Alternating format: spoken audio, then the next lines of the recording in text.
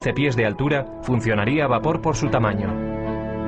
Pero Babbage nunca construyó una máquina. Su protoordenador se colapsó antes de que pudiera completarlo. Fue víctima de herramientas imprecisas y de la falta de fondos. Todo esto ocurrió 100 años antes de que se volviera a concebir la idea de un aparato así. Alentado por una eclosión de población en América, el siguiente paso en la evolución del ordenador vino al final del siglo XIX, cuando oleadas masivas de inmigrantes amenazaban con sobrecargar el censo americano de 1890. En 1887 la oficina del censo todavía llevaba la cuenta del recuento de 1880 a mano. Desesperados suplicaban por otra forma de tabular los resultados.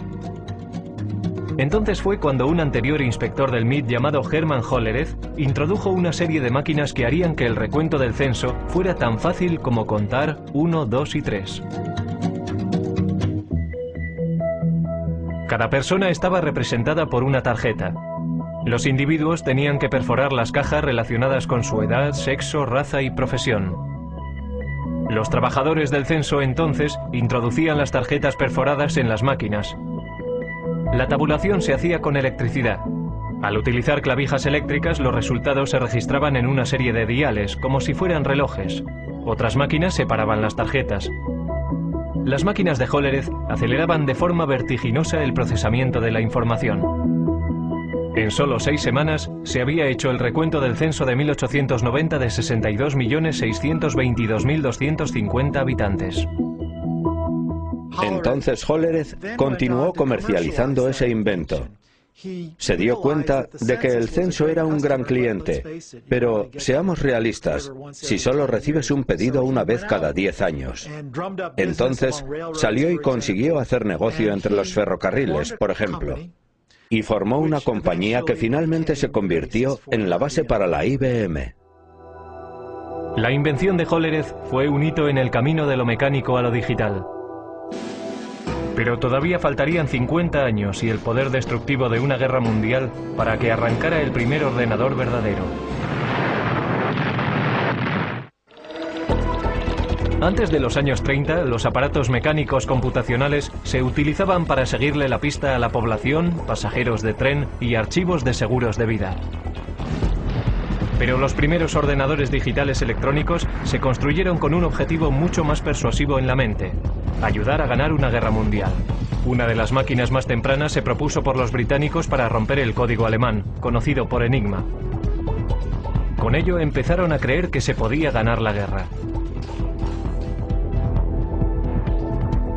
Una de las personas que trabajó para romper el código Enigma fue Alan Turing.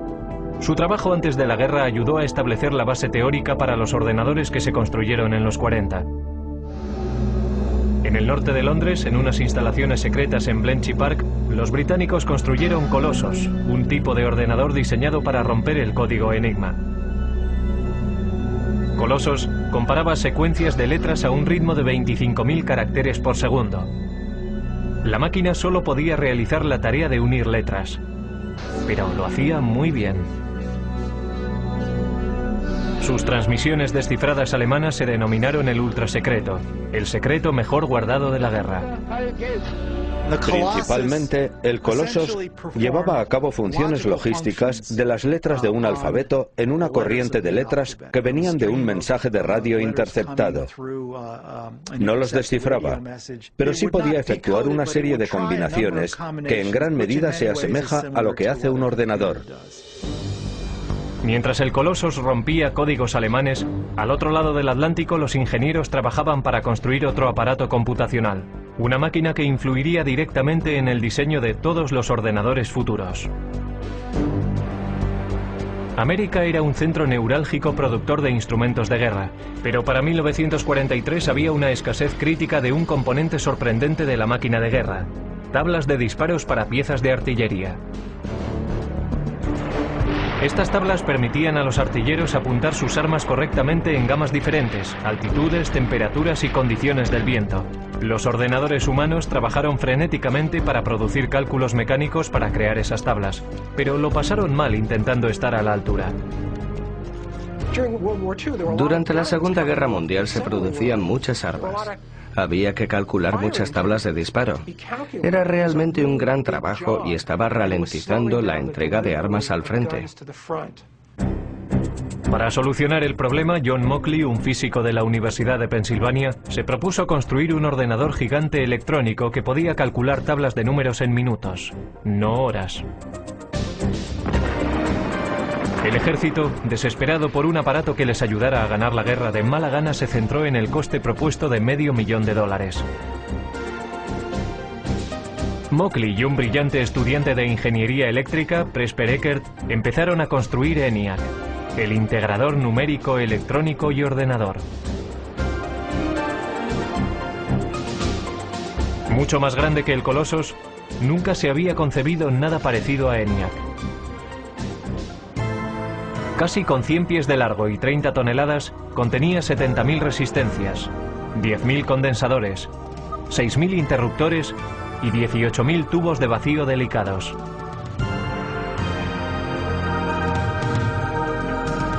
Los tubos funcionaban como bombillas. En una máquina cabían 18.000 tubos, por lo menos uno tenía que cambiarse cada pocos minutos. Después de 2 años de trabajo intenso, el equipo completó el ENIAC. 3 meses después, los japoneses se rindieron. Aunque no pudo acabarse a tiempo de ayudar a acabar la guerra, ENIAC fue una máquina maravillosa. Podía realizar 5.000 sumas, 357 multiplicaciones y 38 divisiones cada segundo. Lo interesante sobre ENIAC es que tenía una capacidad de propósito general. Podía reconfigurarse para solucionar otros problemas. Y nunca hubo ningún problema para encontrar trabajo para ENIAC. Todos los servicios armados exigían tiempo para poder usarlo, también clientes industriales y universidades. Así que se le mantuvo ocupado hasta bien entrados los 50. Pero a ENIAC, la máquina más compleja de su tiempo, todavía le faltaban muchas de las cualidades de un ordenador moderno. Su memoria era muy primitiva y solo podía almacenar un máximo de 20,10 números decimales. Tenía que recablearse laboriosamente cada vez que se programaba. Y no podía tomar decisiones lógicas basándose en sus cálculos. Pero ENIAC ya había demostrado que los ordenadores se podían construir.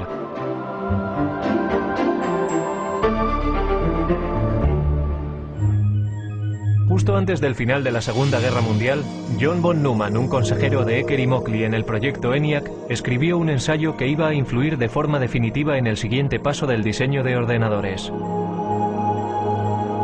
Von Neumann poseía una memoria fotográfica y era uno de los científicos principales enrolados en el proyecto Manhattan. El artículo de von Neumann delineaba la estructura de un ordenador moderno.